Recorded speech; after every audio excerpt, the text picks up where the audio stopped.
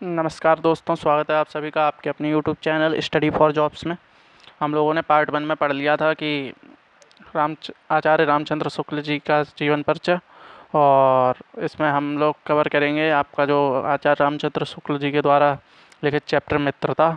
इसमें हम महत्वपूर्ण गद्यांश देखेंगे जो कि आपके एग्ज़ाम में 6 नंबर का क्वेश्चन बनेगा। ठीक है, 6 नंबर आपके अगर इस चैप्टर से कोई भी गद्यांश आता है तो इसी जो मैं कराऊंगा उन्हीं में से आएगा, और आपके 6 नंबर इस वीडियो से बिल्कुल पक्के हो जाएंगे। ठीक है, एक बार सभी लोग जोड़ लेंगे सब लोगों को, और कमेंट बॉक्स में व्हाट्सएप चैनल का लिंक पिन है, वहाँ से व्हाट्सएप चैनल ज्वाइन कर लेंगे जहाँ पे आपको इस क्लास के नोट्स प्रोवाइड करा दिए जाएंगे।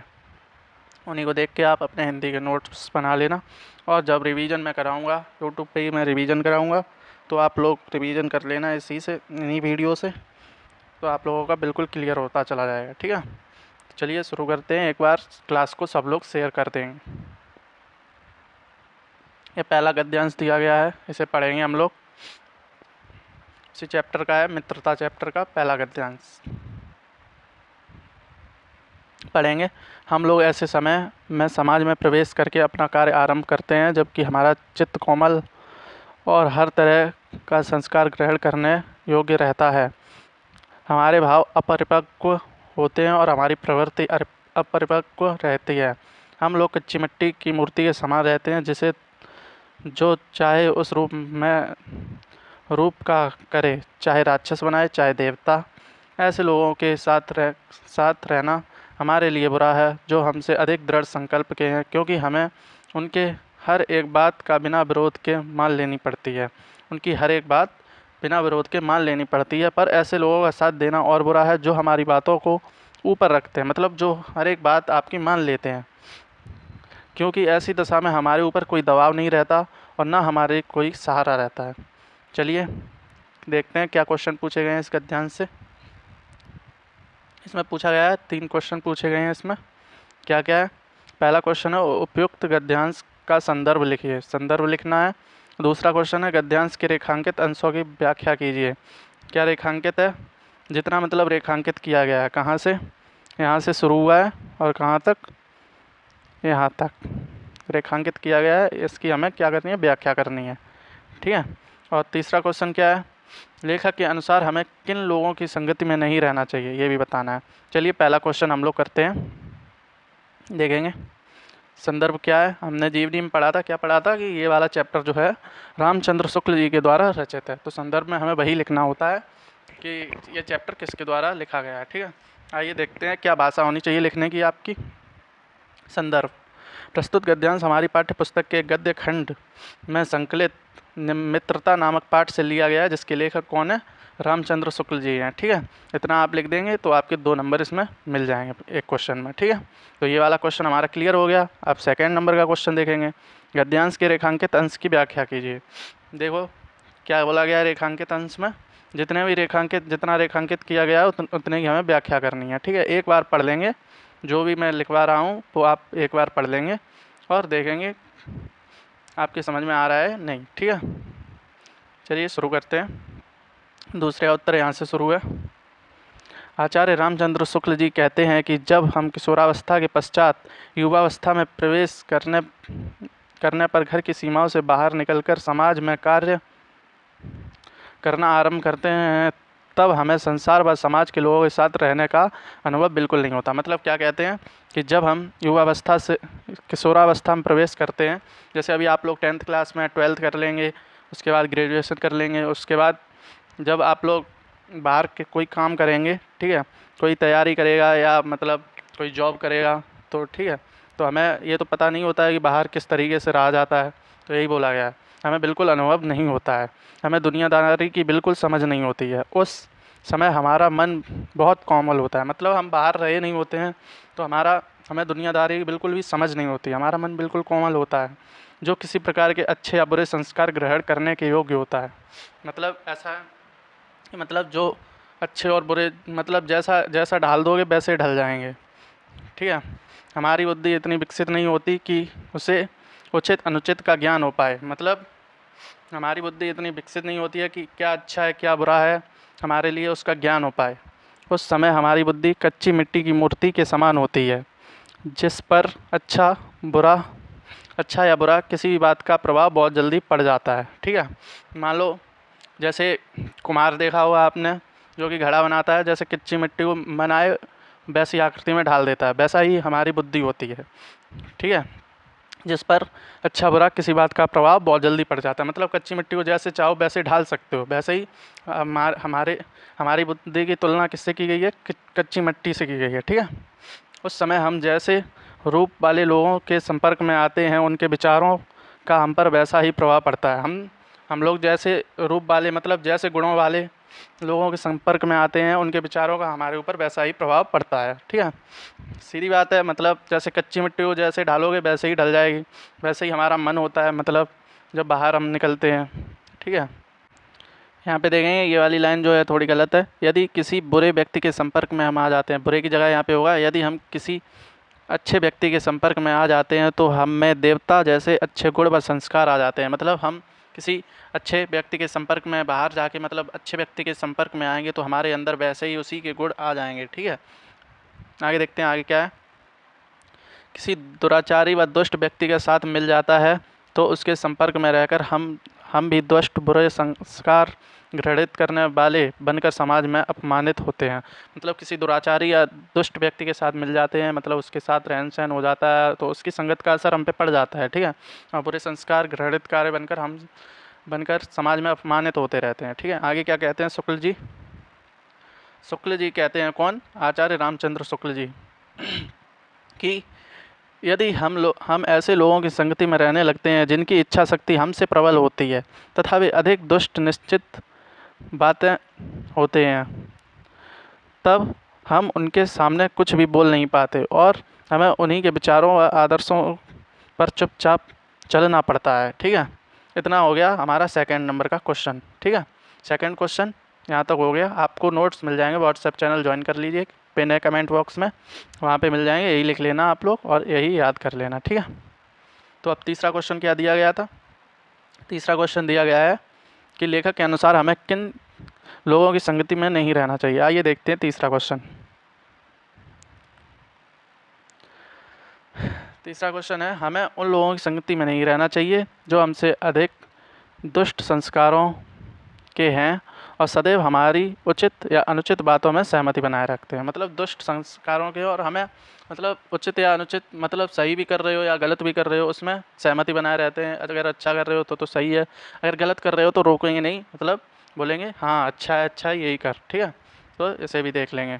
ये 3 क्वेश्चन हो गए, एक हमारा गद्यांश अपठित गद्यांश हमारा कवर हो गया। ठीक है, इसे मोस्ट इम्पॉर्टेंट डाल लेंगे, ये आपके परीक्षा में आ सकता है। ठीक है, आइए अगला देखते हैं। सेकंड गद्यांश दिया गया है, विश्वसनीय पात्र मित्र जीवन की एक औषधि है। हमें अपने मित्रों से यह आशा रखनी चाहिए कि वे उस संकल्प से हमें दृढ़ करेंगे, बचाएंगे और बुराइयों से हमें बचाएंगे, हमारे सत्य, पवित्रता और मर्यादा के प्रति प्रेम को बढ़ाएंगे। जब वह कुमार्ग पर पैर रखेगा वह तब हमें सतर्क करेगा, जब हम अवसादित होंगे तो उत्साहित करेगा। सारांश यह है कि वे हमें उत्तम मार्ग पर जीवन निरंतर करने में तरह तरह से सहायता देंगे। सत्यनिष्ठा मित्रता में उत्तम से उत्तम वैद्य की तरह निडरता और परख होती है। अच्छे से अच्छी माता की सी धैर्य और कोमलता होती है। ऐसी ही मित्रता करने का प्रयत्न प्रत्येक पुरुष को करना चाहिए। अब देखते हैं क्या क्वेश्चन इसमें पूछे गए हैं। क्वेश्चन देखिए, अपठित गद्यांश में आपसे एक पूछा जाएगा संदर्भ। ठीक है, अभी जब पूरा सिलेबस हो जाएगा उसके बाद मैं एक वीडियो लाऊंगा, उसमें आपको जितने भी चैप्टर होंगे उनके मतलब राइटर याद करवा दूंगा उसी वीडियो में। ठीक है, और सेकंड क्वेश्चन आपसे रेखांकित अंशों की व्याख्या, और एक क्वेश्चन आपका गद्यांश से ही बन जाएगा, मतलब उसी में उत्तर छिपा हुआ होगा। ठीक है, तो वो गद्यांश आपको लिखवा दिया है, वही इस चैप्टर के लिए वही है। ठीक है, अब सेकंड रेखांकित अंशों की व्याख्या हम लोग पढ़ेंगे। इसमें 6 क्वेश्चन दिए गए हैं और एक दिया गया है सच्चा मित्र किसे कहा गया है। 5वां दिया गया है लेखक ने विश्वासपात्र मित्र की तुलना किससे और क्यों की है। लेखक ने मित्र के किन गुणों को विशेष रूप से महत्व दिया है। ये 6 क्वेश्चन आपसे इसमें पूछे गए हैं, ठीक है। आपसे वहाँ पे 3 ही क्वेश्चन पूछे जाएंगे, ठीक है। 6 नंबर का बनेगा तो आपसे 3 क्वेश्चन पूछे जाएंगे, जिसमें से आपको एक तो संदर्भ लिखना होगा और एक होगा रेखांकित अंश की व्याख्या, और एक क्वेश्चन आपको सीधा उसी गद्यांश से सीधा पूछा जाएगा, ठीक है। अब उसमें गद्यांश से पूछने वाला क्वेश्चन ये भी हो सकता है, ये भी हो सकता है, ये भी हो सकता है, या ये भी हो सकता है। ये चारों में से कोई भी हो सकता है, ठीक है। आइए देखते हैं। संदर्भ का तो देख ही लिया, अब वही रहेगा जो पहले कराया है, ठीक है। अब रेखांकित अंश की व्याख्या देखेंगे। आचार्य शुक्ल जी कहते हैं कि विश्वास पात्र मित्र दवा के समान होता है। मतलब लिखा था क्या, औषधि के समान होता है। पहली लाइन पढ़ेंगे, इसमें क्या लिखा है। विश्वास पात्र मित्र जीवन की एक औषधि है। मतलब विश्वास पात्र मित्र जीवन की औषधि की तरह होता है, ठीक है। दवा के समान होता है। जिस प्रकार अच्छी दवा लेने से व्यक्ति का रोग दूर हो जाता है, उसी प्रकार विश्वास पात्र मित्र हमारे जीवन में आकर हमारे बुरे संस्कार व दुर्गुणों से हमें मुक्ति दिलवाता है। हमें अपने मित्रों से आशा रखनी चाहिए कि वे हमें दोषों, अवगुणों व बुराइयों से बचाएं और हमारे विचारों व संकल्प को मजबूत बनाने में हमारी सहायता करें। हमारे हृदय में अच्छे विचारों को उत्पन्न करें तथा हमें हर प्रकार की बुराइयों से बचाते हुए हमारे मन में सत्य, मर्यादा व पवित्रता के प्रति प्रेम विकसित करें, ठीक है। यदि हमारा समीपवर्ती या लोक सखा किसी गलत मार्ग पर चल पड़े, मतलब समीपवर्ती मतलब जो हमसे कनेक्टेड है, और लोक सखा मतलब जो हमारा मतलब मित्र है, वो गलत मार्ग पर चल पड़े तो हमें भी कुमार्ग पर चलने की प्रेरणा देने लगे, तो हमें सावधान होकर उसे उस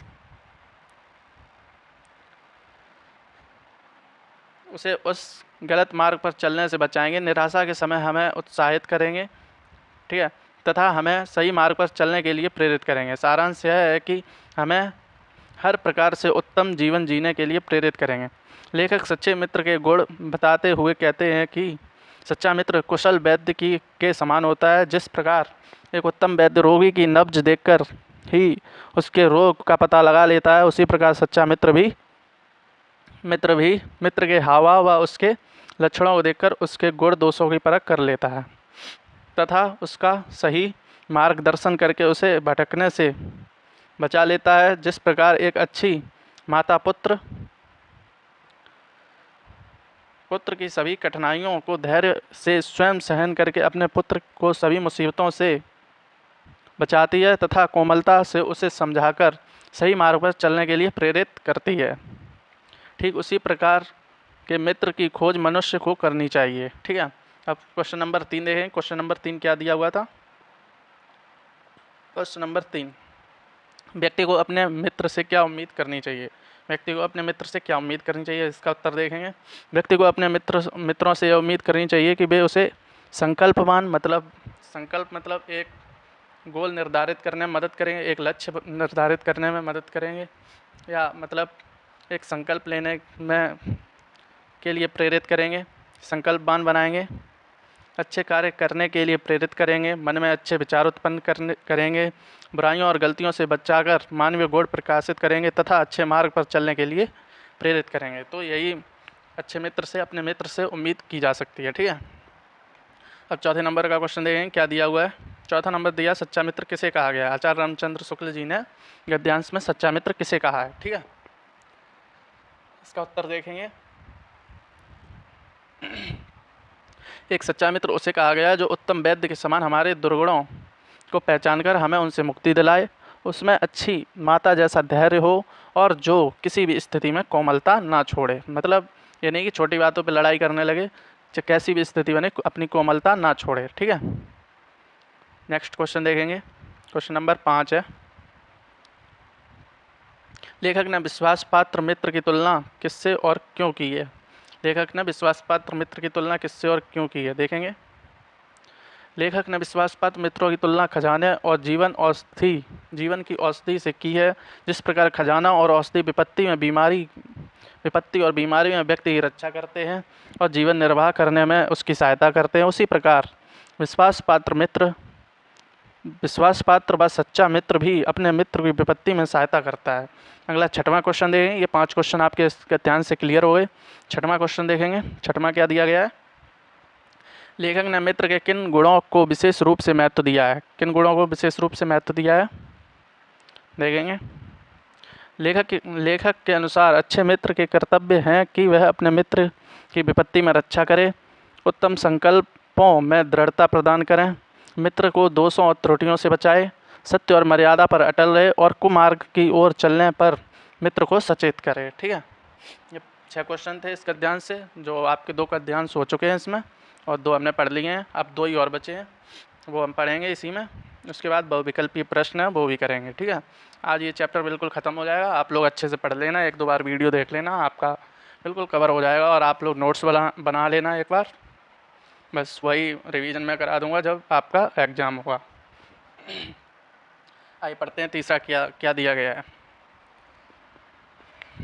लिखा है, मित्र का कर्तव्य इस प्रकार बताया गया है, उच्च और महान कार्य में इस प्रकार सहायता देना, मन बढ़ाना और साहस दिलाना कि तुम अपने निज की सामर्थ्य से बाहर काम कर जाओ। यह कर्तव्य उसी से पूरा होगा जो दृढ़ चित्त और सत्य संकल्प का हो। इससे हमें ऐसे ही मित्रों की खोज में रहना चाहिए जिनमें हमसे अधिक आत्मबल हो। हमें उनका पल्ला उसी तरह पकड़ना चाहिए जिस तरह सुग्रीव ने राम का पल्ला पकड़ा था। मित्र हों तो प्रतिष्ठित और शुद्ध हृदय के हों, मूढ़ और पुरुषार्थी हों, शिष्ट और सत्यनिष्ठ हों, जिससे हम स्वयं को उनके भरोसे पर छोड़ सकें और यह विश्वास कर सकें कि उनसे किसी प्रकार का धोखा नहीं होगा। आइए देखते हैं।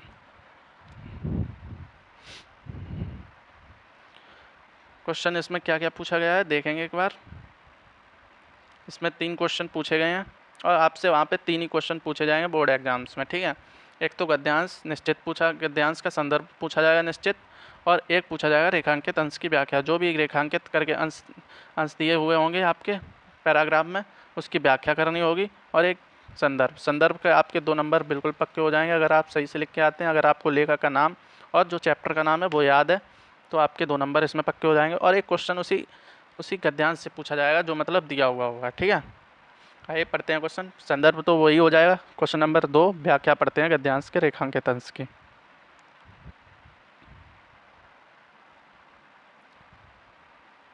पढ़ेंगे।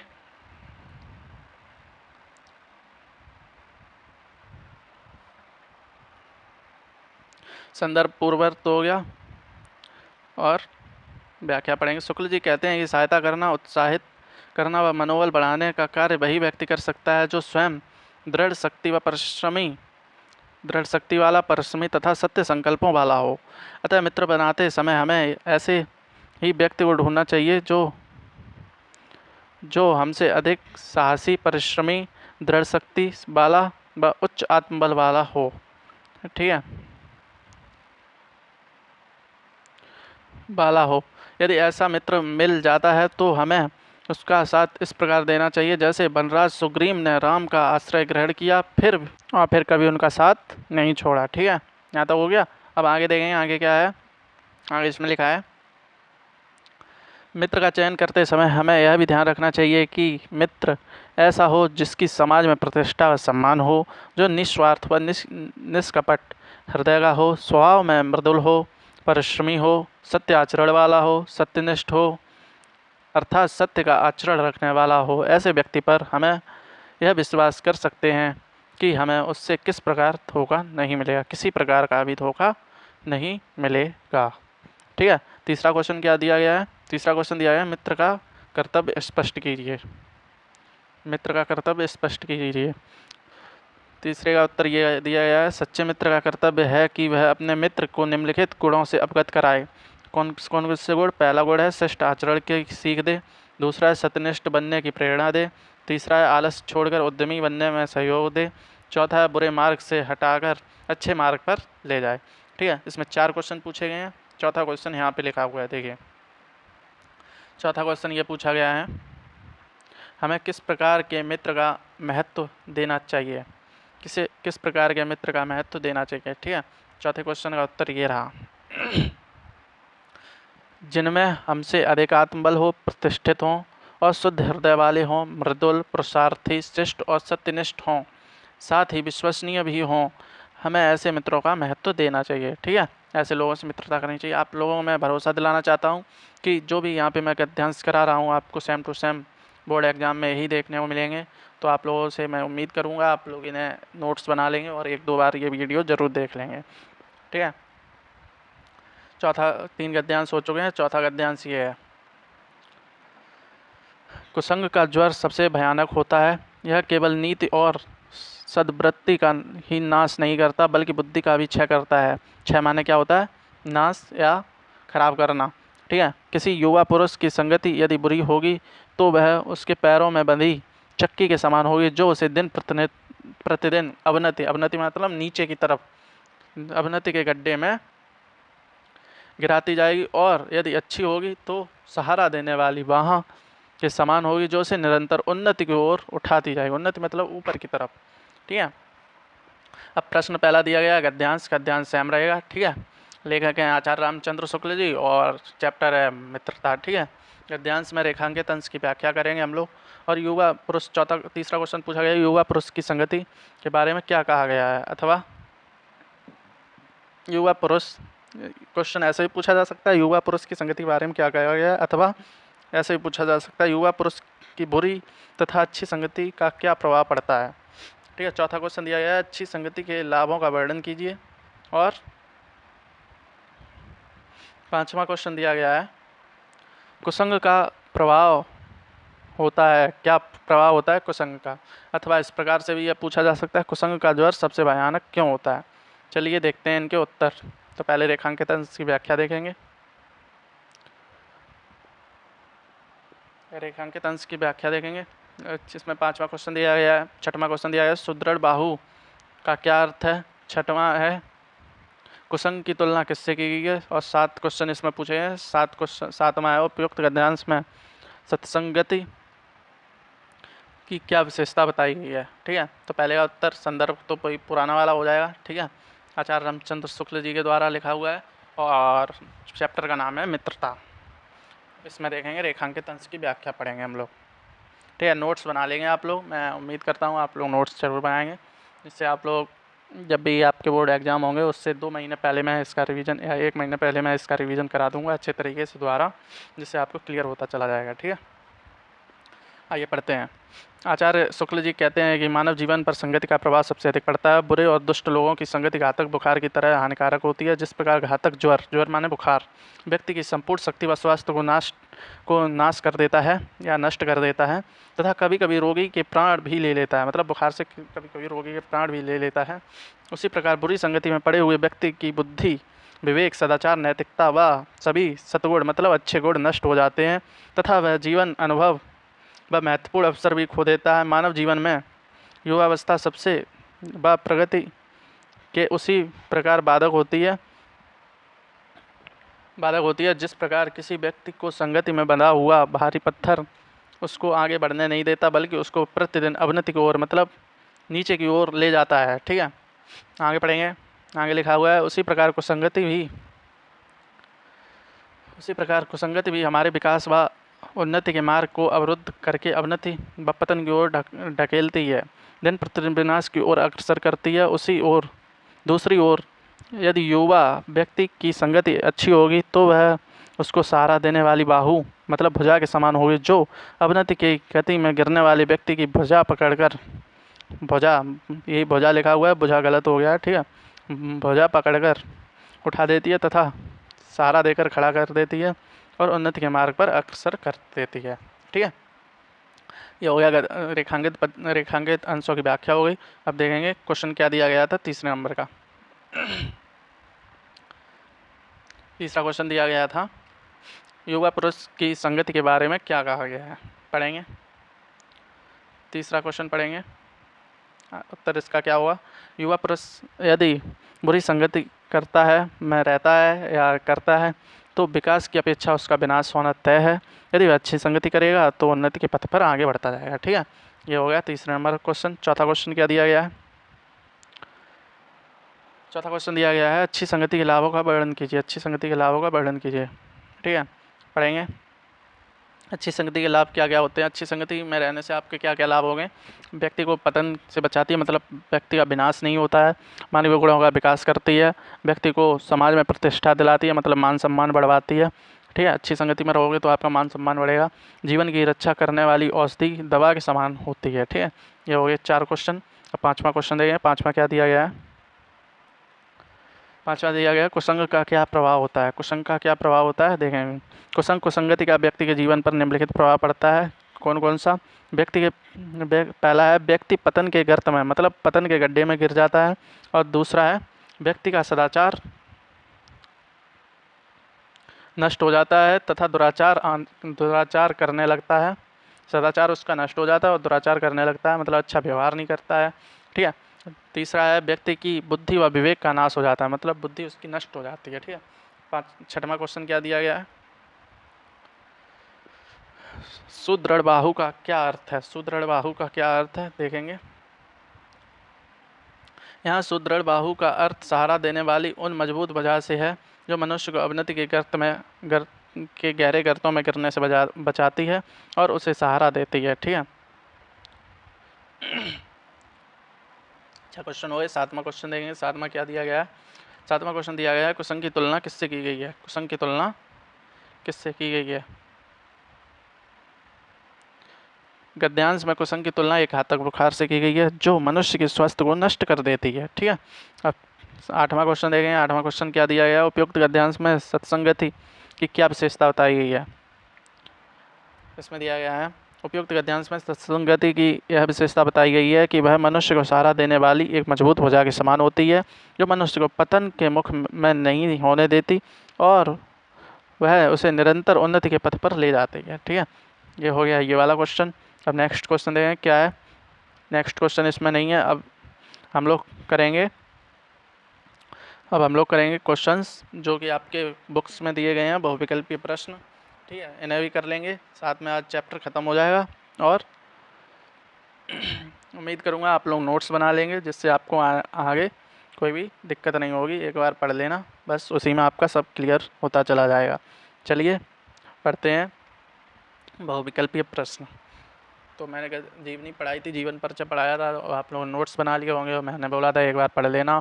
और मैंने आज दिन में ग्रुप में मैसेज भी डाल दिया था कि आज आप लोग चैप्टर पढ़ के आएंगे। तो अगर आप लोग मेरी बात मान रहे हैं, चैप्टर पढ़ के आ रहे होंगे, तो आपको ये ज़रूर समझ में आ रहा होगा।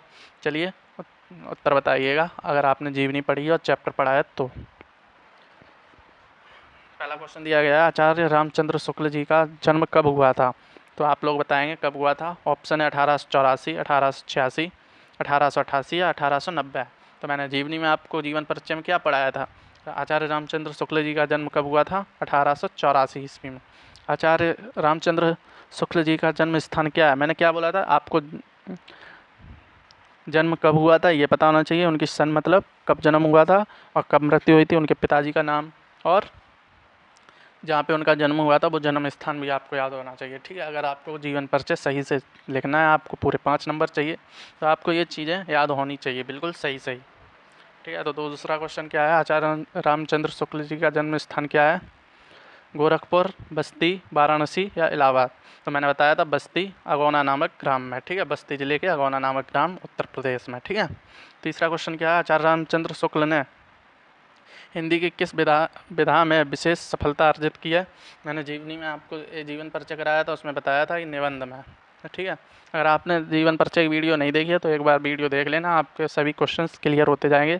और एक बार अपने आप चैप्टर पढ़ लेना और दोबारा ये वाली वीडियो देख लेना, तो आपके सभी गद्यांश भी क्लियर होते जाएंगे। ठीक है,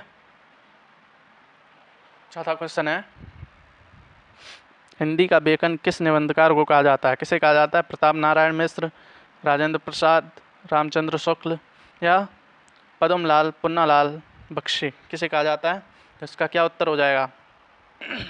इसका उत्तर हो जाएगा आचार्य रामचंद्र शुक्ल। ठीक है, ऑप्शन नंबर सी। ठीक है, नेक्स्ट क्वेश्चन देखिए, 5वां दिया गया है आचार्य रामचंद्र, देखिए क्या हो गया। हाँ, आचार्य रामचंद्र शुक्ल का देहावसान कब हुआ था? मतलब आचार्य रामचंद्र शुक्ल की मृत्यु कब हुई थी? तो ये कब हुई थी? ऑप्शन दिए हैं 1941, 1943, 1945 या 1947। तो बताएंगे कब हुई थी? तो ये हुई थी 1941 में। ठीक है, ध्यान रखेंगे सभी लोग। क्वेश्चन नंबर 6 है, हिंदी साहित्य का इतिहास लेखक है कौन है इनमें से? आचार्य हजारी प्रसाद द्विवेदी, आचार्य रामचंद्र शुक्ल, गुलाब राय, आचार्य नंद दुलारे वाजपेयी। क्या है? हिंदी साहित्य का इतिहास किसने लिखा है? आचार्य रामचंद्र शुक्ल जी ने लिखा है। मैंने आप लोगों को कराया था, जब जीवन परिचय कराया था तो उसमें मैंने रचनाएं भी लिखाई थी, तो उसमें ही लिखा था। ठीक है, क्वेश्चन नंबर 7 देखेंगे। रस मीमांसा के रचनाकार हैं कौन है? ये भी मैंने कराया था। कौन है? आचार्य रामचंद्र शुक्ल जी हैं। त्रिवेणी किस विधा की रचना है? त्रिवेणी क्या है? ये भी मैंने कराया था। 8 नंबर का क्वेश्चन है। क्या है त्रिवेणी? त्रिवेणी एक आलोचना है। क्या है? आलोचना। देखना, मैंने जीवन परिचय वाली आप लोग वीडियो देखना, उसमें मैंने ये कराया हुआ है। मित्रता निबंध के रचनाकार कौन है? चैप्टर का नाम ही दिया गया है। अगर आप संदर्भ लिखेंगे तो भी आपको ये याद करना पड़ेगा। संदर्भ लिखना मतलब अगर आपको संदर्भ के अंदर मतलब जो रेखांकित अंश दिए हैं उसमें अगर मित्र शब्द का उल्लेख मिल जाए तो आप ये समझ जाना कि मित्रता चैप्टर से आपका लिया गया है। ठीक है, मित्रता निबंध के रचनाकार कौन है? आचार्य रामचंद्र शुक्ल जी हैं। बिल्कुल इजी क्वेश्चन है। उम्मीद है आप लोग एक बार ये कर भी चुके होंगे क्योंकि ये आपकी बुक में ही दिए हैं और पहला ही चैप्टर है। ठीक है, 10वां क्वेश्चन है, कुसंग का ज्वर भयानक होता है, यह वाक्य शुक्ल जी के किस निबंध का उद्धृत है? किसका है? मित्रताई का है। ठीक है, क्योंकि मित्रता चैप्टर चल रहा है और इसी में लिखा है। अभी हम लोगों ने गद्यांश में भी ये वाला पढ़ा था, ये लाइन। ठीक है, 11वां क्वेश्चन दिया गया है, विश्वास पात्र मित्र को जीवन की औषधि कहा गया है क्योंकि क्यों कहा गया है? ऑप्शन है उत्तम संकल्पों में दृढ़ करना, या दूसरा ऑप्शन है दोषों को दूर करना रखना, तीसरा है कुमार्ग से बचाना, उपयुक्त सभी। तो ये सभी। ठीक है, इसीलिए कहा गया है। ठीक है, ऑप्शन नंबर डी हो जाएगा, 11 का डी हो जाएगा। ठीक है, नेक्स्ट देखेंगे 12 नंबर क्वेश्चन का क्या है, डेमेट्रियस कहाँ का बादशाह था? डेमेट्रियस अगर आपने चैप्टर पढ़ा होगा तो इसका भी उत्तर दे देंगे। डेमेट्रियस कहाँ का बादशाह था? ये था आपका मकदूनिया का। मकदूनिया, ऑप्शन नंबर डी, मकदूनिया का बादशाह था। ठीक है, 13वें नंबर का क्वेश्चन दिया गया है, सच्चे मित्र की तुलना किससे की गई है?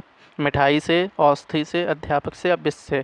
सच्चे मित्र की तुलना किससे की गई है? औषधि से। ये भी ध्यान रखेंगे, इसका उत्तर हो जाएगा ऑप्शन नंबर बी, औषधि। ठीक है, 14 नंबर क्वेश्चन दिया गया है, आचार्य रामचंद्र शुक्ल की रचना है कौन सी है? त्रिवेणी, उत्तर कबीर, पुनर्ववा, भारतीय शिक्षा। तो कौन सी है? त्रिवेणी। त्रिवेणी अभी ऊपर भी पढ़ी थी, ऊपर भी क्वेश्चन था त्रिवेणी से रिलेटेड। ठीक है, तो इसे भी ध्यान रखेंगे। 15वां आचार्य रामचंद्र शुक्ल का निबंध संग्रह चिंतामणि कितने भागों में? ये भी मैंने जीवन परिचय में कराया था। एक बार आप लोग जीवन परिचय जरूर पढ़ लेना, जो मैंने कराया हुआ है उससे क्वेश्चन आपका जरूर बनेगा। ठीक है, कितने भागों में है? ये प्रकाशित है 4 भागों में।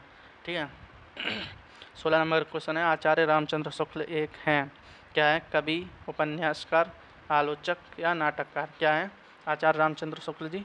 तो बताएंगे क्या है? एक आलोचक, क्योंकि उन्हें आलोचना में रचना करनी बहुत अच्छी लगती थी। ठीक है, ये भी मैंने कराया था जीवन परिचय में। तो उम्मीद है आपको ये वाला चैप्टर समझ में आया होगा और मैं आपसे ये प्रॉमिस कर रहा हूँ कि यदि आपका मित्रता चैप्टर से अगर गद्यांश पूछा जाएगा तो यही गद्यांश आपके जो मैंने कराए हैं इन्हीं में से बनेगा। आप लोग ये उत्तर लिख लेना, आपको 6 में से 6 पूरे नंबर मिलेंगे। ठीक है, एक बार मैं रिवीजन और कराऊंगा जब आपके एग्ज़ाम्स की डेट अनाउंस हो जाएगी, उसके बाद मैं एक बार फिर हिंदी का रिवीजन कराऊंगा जिसमें ये सभी क्वेश्चंस आपके धीरे धीरे कवर कराऊंगा और रिवीजन करा दूंगा। इसलिए मैं आपसे कह रहा हूँ कि आप नोट्स बनाते हुए चलेंगे और एक बार सभी लोग चैनल को शेयर कर देंगे, वीडियो को शेयर कर देंगे, लाइक करेंगे, सब्सक्राइब करेंगे। ठीक है, और एक प्यारी सी कमेंट लास्ट में ज़रूर कर देंगे। मिलते हैं अगले वीडियो में, आपका चैप्टर 2 आएगा, उसमें आपका जीवन परिचय कराया जाएगा। ठीक है, धन्यवाद।